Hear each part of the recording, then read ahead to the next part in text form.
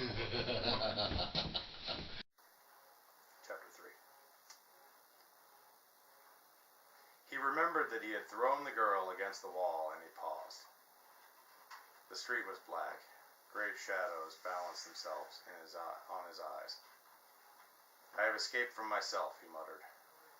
He stood trying to remember himself, but his mind was like a night.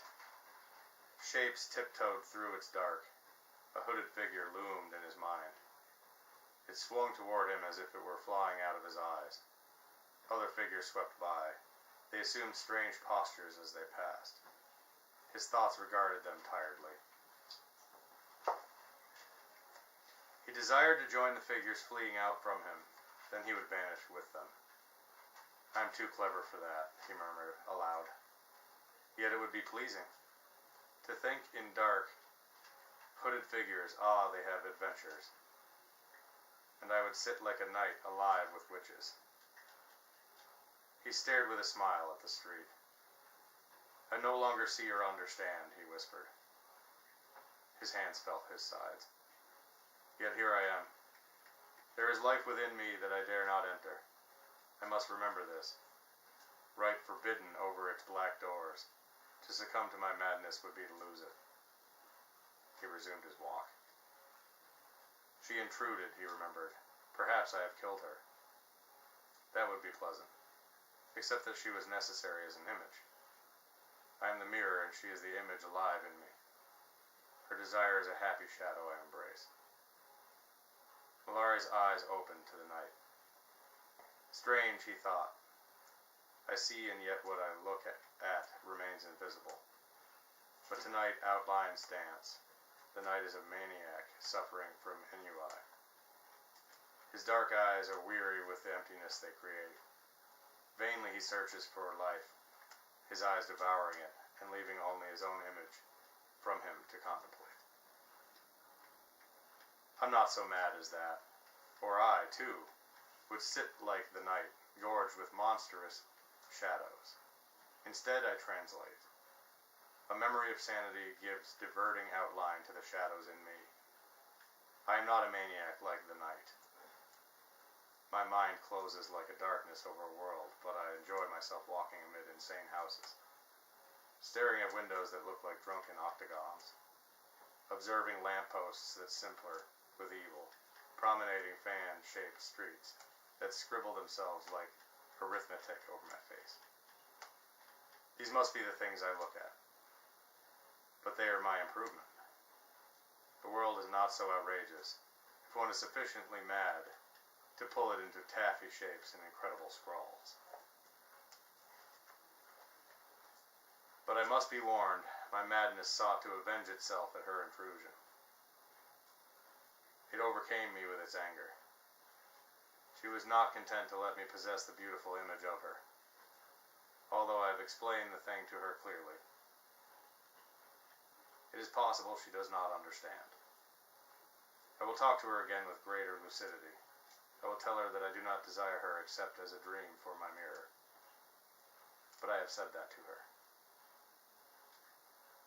Under the green-white sputter of the street lamp, Mallare halted. His mind was preoccupied with unraveling the mystery of Rita. He stood, a tall figure without a hat, a slant of black hair across his forehead, and ignoring eyes.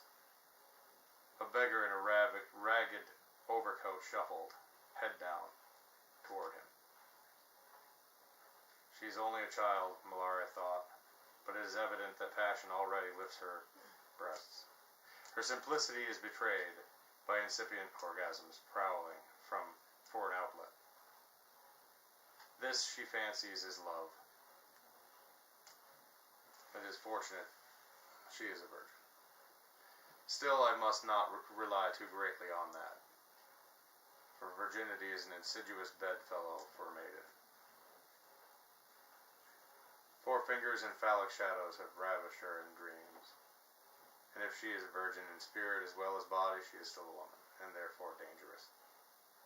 Ah, what loathsome and lecherous mouths women are, offering their urine ducts as mystic paradise, stretching themselves on their backs and seducing egoists with the unctuous lie of possession.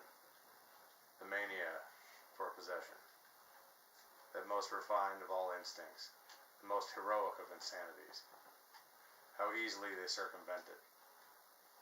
To desire is merely to love, but to create in oneself the objects of desire, that is to be mad and above life, beyond it. I must explain this to her. If she loves me well enough, she will understand. All things are possible in love. I will explain to her that I possess her at will, without the loathsome absurdities of sex. The beggar paused and mumbled beside Mallare. Watery, reddened eyes waited patiently for the alms asked. Mallare had fallen into silence. He stood regarding the beggar intently. His thought labored for a moment, scratching in silence at doors swinging slowly shut. His thought withdrew, and Mallare was alone. He stood up tall and stern in the darkened chamber. His eyes stared intently at the figure of Rita. Her face, pale and alive, smiled imploringly. In the mendicant's place, he talked, but the beggar, still patient, heard no sound. "You have followed me," said Mallare inside his chamber. "Very well, it is useless to explain matters to you. You pursue me with your lecherous body, I have warned you. Now I will kill you. I will take your throat in my hands, and that will be an end of you. You will fall down." The beggar uttered a cry of terror. Mallare's hands had reached suddenly to his throat, and their fingers, like inviolable decisions, closed on it. The ragged one screamed.